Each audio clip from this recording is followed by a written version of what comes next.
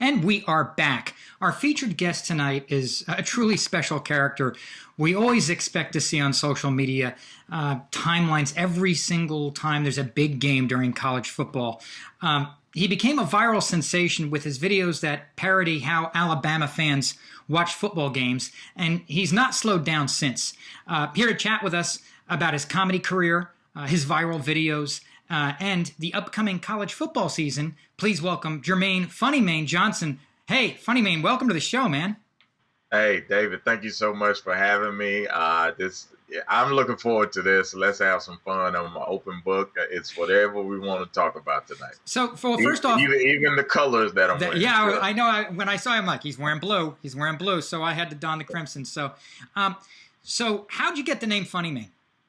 It literally was only supposed to be the back end of my MySpace handle. To give y'all a timeline, I started comedy in 2005, so trying to come up with a good handle like myspace.com/something in late 2005, 2006. Jermaine was taken. Comedian Jermaine was taken. I don't know if that guy is still in business or not, but I was trying to find something, and I came on Funnymaine. So I figured that would tell people my name and let them know I do comedy. And it stuck for some reason. Well, it was not intended to be my name, but I love it now. Wouldn't depart with it for anything. You're from Alabama originally, yeah? Absolutely, born and raised in Alabama. So what was life like for you growing up? It was fun, man. A pretty loving but disciplined household. My dad was a military guy, also a pastor, and just a good old country boy. My mom, just a big supporter of everything that he wanted to do, and just a loving, nurturing mom. And you know, she passed when me and my brothers were younger. We're stair-step children, so we're 7, 8, 9, and 10 Oh, wow. when she passed, and then dad got remarried. Now we got extra brothers and sisters, and it's just, I'm the youngest of everybody. It was a big family, big loving family. We're still all close to this day. That reminds me of your stand-up joke about kind of all the names in your family sounding like a law firm. Yeah, and that's where it comes from. You know, we're just a big old mixed family, a lot of personalities, and I really think that, looking back on it, that helps me to connect with people out in the world. You know, I'm used to being around tons of people, used to dealing with a lot of personalities day in and day out. So maybe everybody that I meet, I'm like, oh, he's like my brother, or she's like my sister. So I just handle them like I handle them. So were you the class clown? I absolutely was a class clown. The psychiatrist would probably say I was young and looking for attention. I just love to laugh, man. I just smile all day. Do you find that as a comedian, a lot of the events and experiences in your life find their way into your comedy? Oh, absolutely. This stage is the couch. You know, it's therapeutic. That's where you get it all out. And then not only that, but me telling these stories, a lot of people that listen are like, oh, I relate to that. And like, oh, that's a good perspective on that. Now, I've had people come up to me and show like, man, I've been dealing with this, that, and the third for all my life. And then to hear you talk about the same thing and be so lighthearted about it, it really, helped me get over it. I mean, that people have said that to me numerous times. Well, I think generally with comedy, they say that it either has to be at somebody else's expense or it has to be based in truth. Absolutely. And it's based in your truth, or based in and therefore people associate with it, and then they find obviously the humor in it. So right. You're best known for your hilarious football videos parodying how Alabama fans watch football. Was football a big part of your life growing up?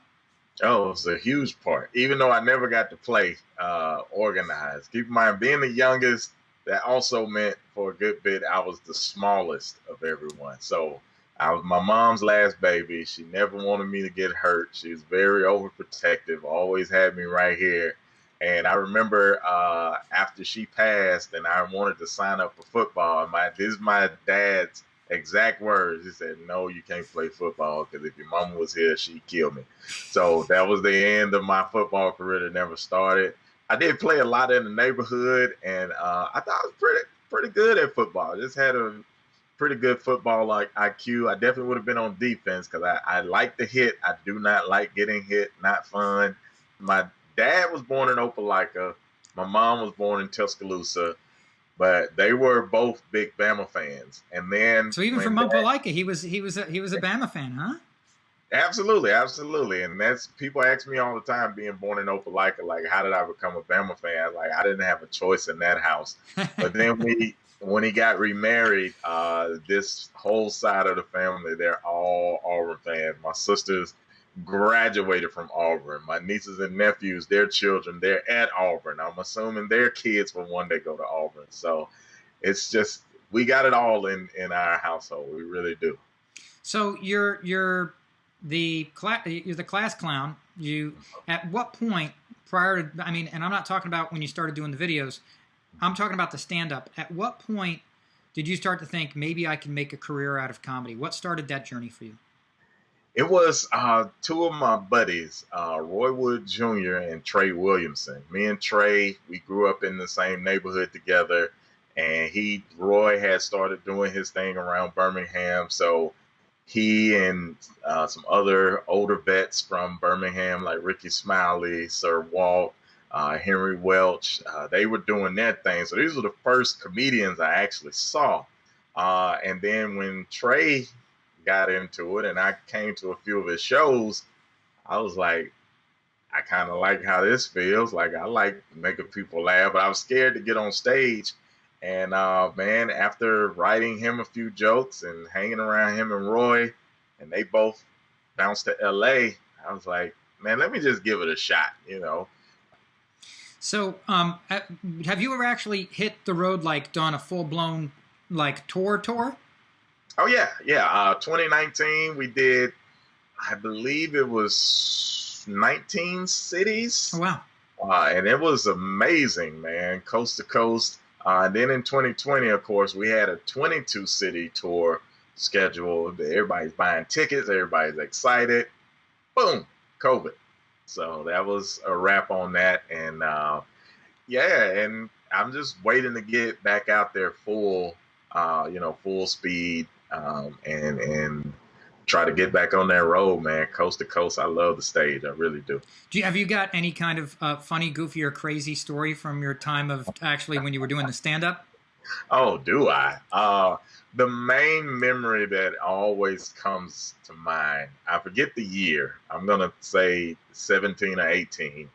I'm doing a show in Huntsville. It's packed, wall to wall. Everybody's got on crimson or representing the team. They can't have a good time. Huntsville always treats me right. And this lady, about 3 rows back, she's been having a really good time. Yeah. And she's just, she's excited from the beginning. She just kept screaming and hollering out. And I was like, ma'am, you okay? She's like, oh, I love you. I was like, I love you too. And she was like, yeah, she's like, play Freebird. Yeah. She said, I came to see you. And I was like, ma'am, I see you too. I know you're here. And then she said, I want to kiss you. And my fiance, I was engaged at the time. The fiance was right there. Before I could tell this woman, ma'am, that's a bad idea, she was making her way toward the stage, and probably in the next 5 seconds, she had grabbed me and was like kissing me. And it was like, I was trying to hold her back with one arm, and then I'm peeking at the fiance at the time. So that was wild.